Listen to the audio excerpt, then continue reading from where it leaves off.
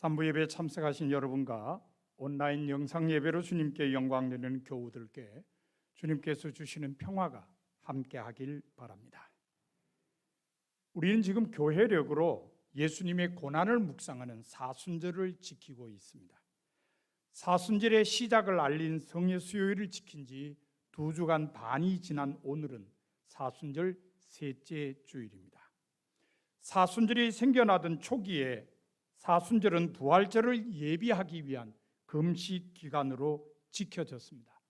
그러나 오늘날에는 축제를 금하고 자선을 베풀며 평소보다 더 많은 예배와 기도와 말씀 묵상을 통해 예수 그리스도를 본받는 절기로 지켜지고 있습니다. 그래서 예수님의 삶과 가르침을 마음에 새기며 예수님의 고난을 묵상하는 시간을 많이 가지게 됩니다. 오늘 본문은 예수님의 가르침과 관련이 있는 이적 이야기입니다. 이적 이야기는 모든 복음서에서 중요합니다. 하지만 그 기록에 있어서 복음서마다 차이가 있습니다. 예수님께서 행하신 첫 번째 이적을 살펴보면 그 차이를 금방 발견할 수 있습니다.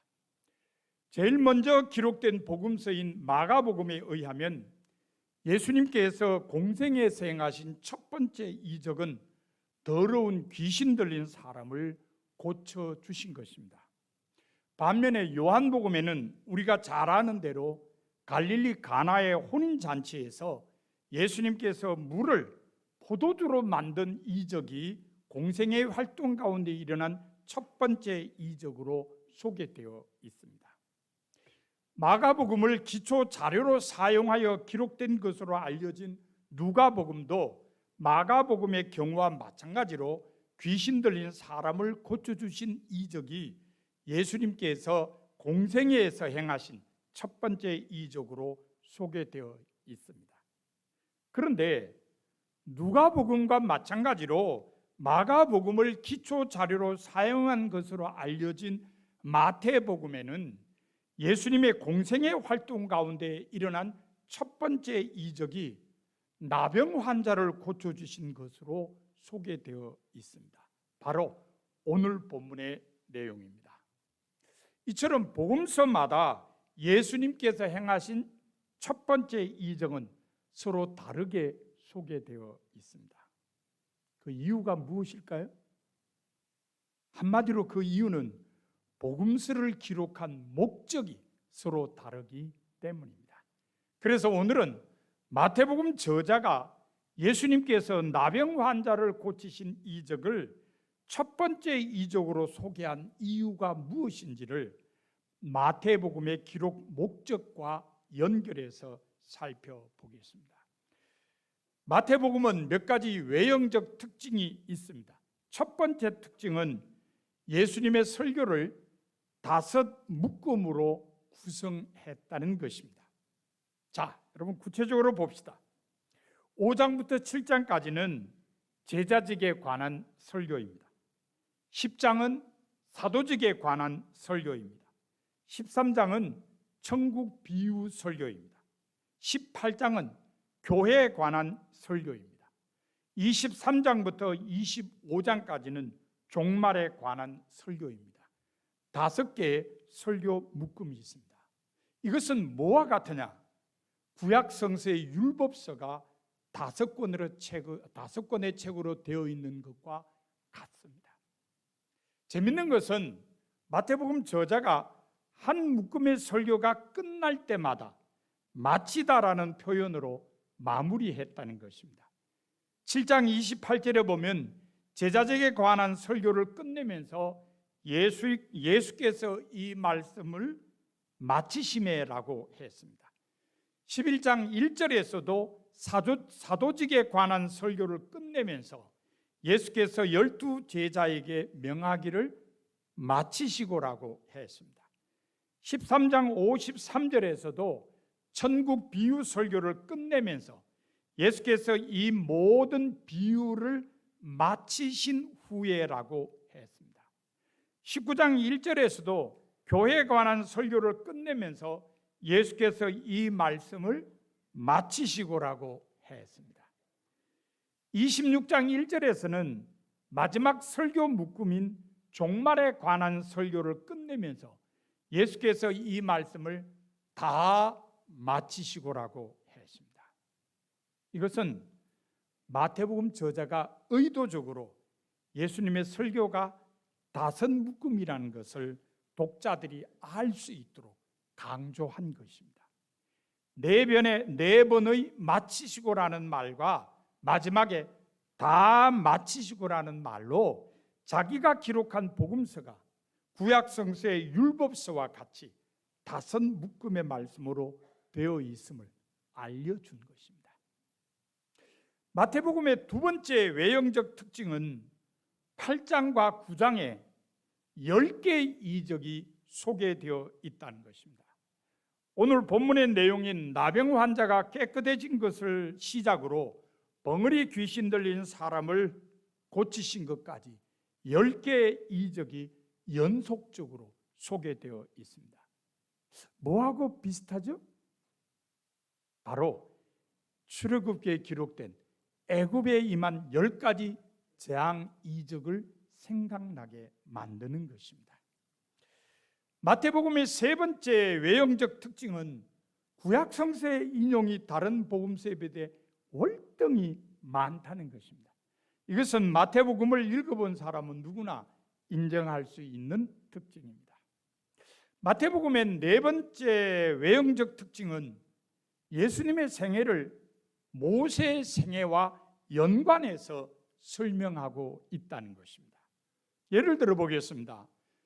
마태복음 2장 16절에 보면 예수께서 탄생하셨을 때 헤로드 왕이 2살 이하의 사내 아이를 죽이라고 명령합니다. 뭐가 생각나십니까? 모세가 태어날 때 애굽 왕이 이스라엘 백성들에게 사내 아이가 태어나면 강물에 던지라고 명령한 것과 같습니다. 2장 19절 이하에 보면 주님의 사자가 애굽의 도피에 있던 요셉과 마리아와 아기 예수가 이스라엘로 돌아오도록 요셉에게 현몽하여 지시합니다. 뭐하고 비슷하죠? 모세가 도피에 있던 미디안 광야에서 하나님의 지시로 자기가 태어난 애굽으로 돌아간 것과 같습니다. 4장 1절과 2절에 보면 예수님께서 광야에서 40일 동안 금식하십니다. 뭐하고 같죠? 모세가 시내산에 올라가 40일 동안 금식한 것과 같습니다. 5장 1절에 보면 예수님께서 산에 올라가셔서 말씀을 가르치십니다. 뭐가 생각나죠? 모세가 시내산에 올라가 하나님의 말씀인 율법을 받아와서 백성들에게 전해준 것을 생각나게 만듭니다. 이처럼 마태복음에는 예수님의 생애가 모세의 생애와 연관해서 소개되어 있습니다. 정리해 보면 마태복음의 외형적 특징은 네 가지인데, 첫째, 예수님의 설교를 구약 성서의 율법서와 마찬가지로 다섯 묶음으로 구성했고, 둘째, 8장과 9장에 애굽에 임한 10가지 재앙 이적과 같이 10개의 이적 이야기가 있고, 셋째, 다른 복음서에 비해 구약 성서의 인용이 월등히 많으며, 넷째, 예수님의 생애를 모세의 생애와 연관해서 설명하고 있다는 것입니다. 마태복음에는 왜 이런 외형적 특징이 있을까요? 혹시 그 이유를 짐작하시겠습니까? 그 이유는 마태복음 저자가 유대인을 염두에 두고 복음서를 기록했다는 것을 알려주는 겁니다. 이것은 마태복음의 기록 목적과 밀접한 관계가 있습니다. 마태복음의 기록 연대는 서기 85년에서 90년 사이로 추측합니다. 이 시기는 유대교 안에 중대한 변화가 일어난 때입니다. 그 변화란 것은 서기 70년에 있었던 예루살렘 성전의 파괴로 말미암았습니다. 유대인들의 신앙 중심은 성전이었습니다. 그런데 그 성전을 잃어버렸습니다. 그래서 유대교는 제사 중심주의에서 회당 중심주의로 돌아섰습니다. 회당에서 행하던 율법 연구, 즉 말씀 중심의 신앙생활로 바뀌게 된 것입니다.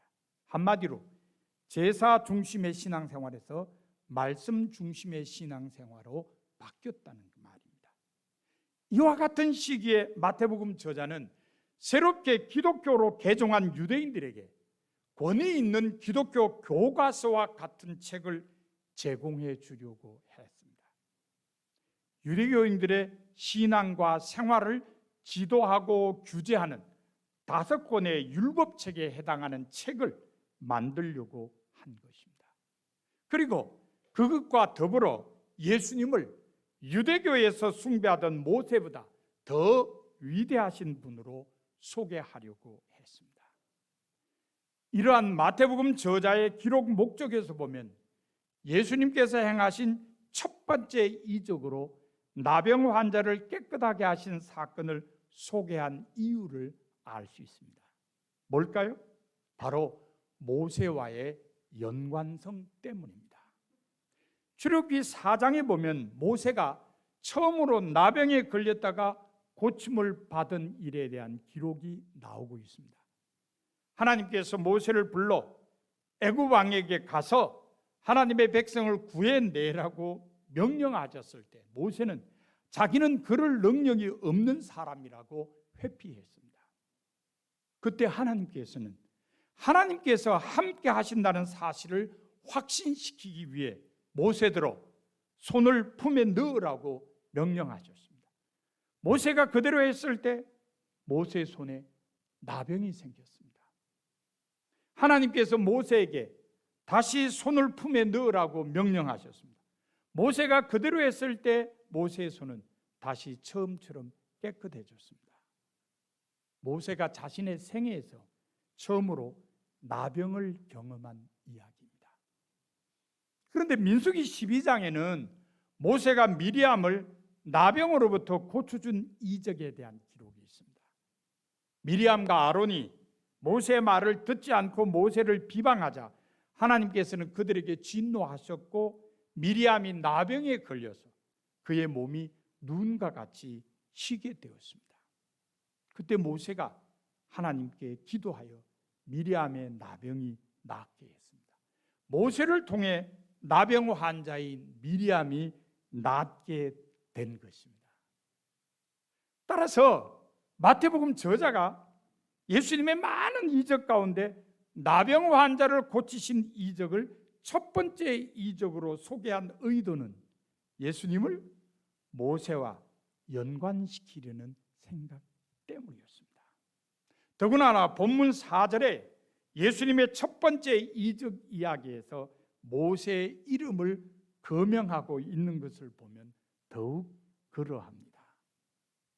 그렇지만 마태복음 저자가 이 이야기를 통해서 예수님과 모세 유사성을 강조하려고 하는 것은 아닙니다. 어쩌면 그 반대로 예수님과 모세와의 차이점을 강조하고 있다고도 볼 수 있습니다. 사실 모세는 구약에서 많은 이적을 사람들에게 보여준 것으로 알려져 있습니다. 그러나 모세가 그의 공생애 활동 초기에 애굽에서 보여준 10개의 이적은 모두 다 부정적이며 파괴적인 것이었습니다. 나일강의 물을 피로 변화시켜 사람들이 마시지 못하게 한 것이나 이재앙, 파리재앙, 개구리 재앙들을 통해서 백성들을 어렵게 만든 이적, 그리고 메뚜기 재앙이나 흑암 재앙이나 장자를 죽이는 재앙 등은 모두가 파괴적인 혹은 부정적인 이적들이었습니다. 그러나 예수님께서 행하신 10개의 이적은 모두 다 사람을 고쳐주거나 죽은 사람을 살리는 등 긍정적이며 생산적인 이적들이었습니다. 특별히 예수님께서 첫 번째 이적으로 행하신 나병 환자를 고친 경우는 아주 대조적입니다.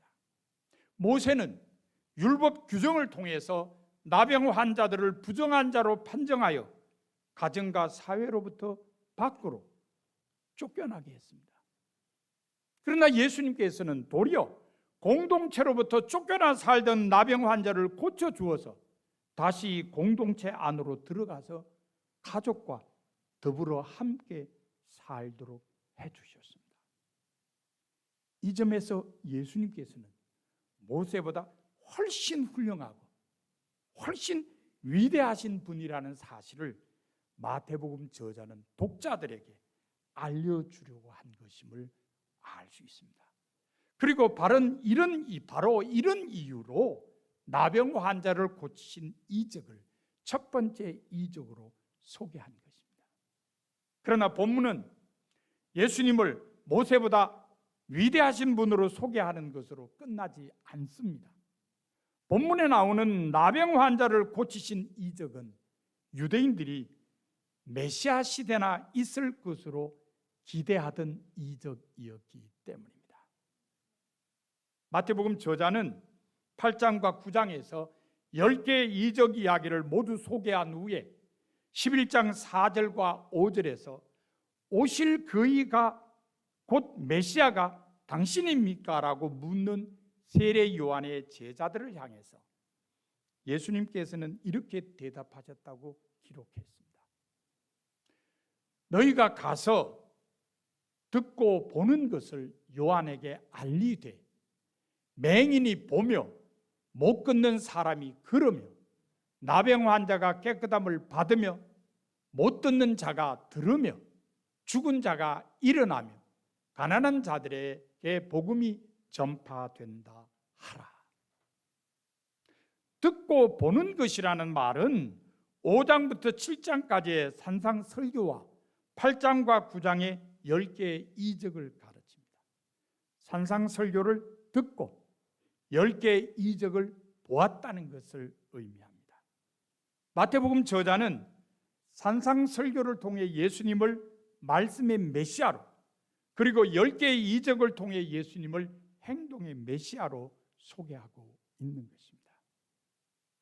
따라서 마태복음 저자가 10개의 이적을 소개하면서 나병 환자를 고치신 이적을 첫 번째 이적으로 소개한 이유 가운데는 예수님께서는 바로 유대인들이 기대하던 메시아라는 사실을 알리려는 의도가 있었던 겁니다.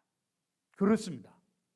마태복음 저자가 본문을 통해 알리고자 한 것은 예수님께서는 유대인들이 그토록 기다리던 메시아라는 사실입니다.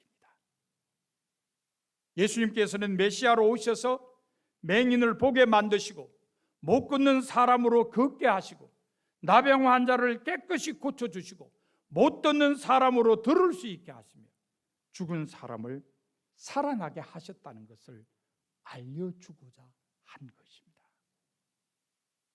마태복음 저자의 설명대로 예수님께서는 인류 구원을 위해 이 땅에 오신 메시아이십니다.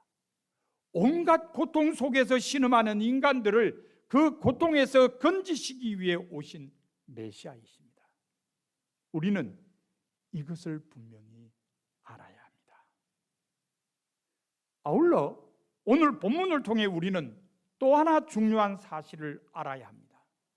본문 3절에 의하면 메시아이신 예수님께서는 나병 환자를 고치시기 위해 자신의 손을 내밀어 나병 환자를 만지셨다는 것입니다.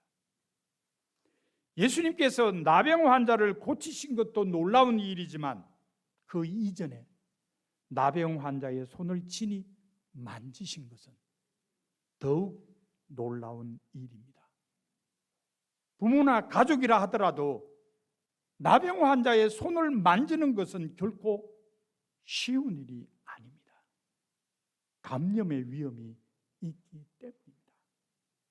더군다나 나병 환자와의 접촉은 율법으로 금지되어 있기 때문에 나병 환자의 손을 만지는 것은 더더욱 어려운 일이었습니다.